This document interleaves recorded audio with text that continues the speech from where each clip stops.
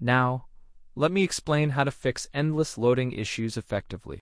Endless loading issues in CapCut on your PC, as you see here. First and foremost, the simplest solution often helps to resolve these issues effectively, as you can see here.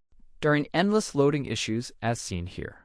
What solutions can help you here? First and foremost, you need to check your internet connection, as it often causes issues here. In most cases, the internet connection for users may be the root cause here. It might just be off. That's why your internet connection might be unexpectedly off. Always check your internet connection before you start editing. Check if it's on, or you might even consider restarting your router carefully.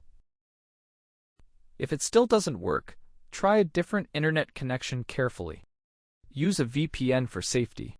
If that still doesn't work, the most important step is to clear your cache, as you can see here. In CapCut, many users often forget to clear their cache, which can cause issues. Clearing the cache is essential because CapCut often gets blocked due to this issue, as you can see here.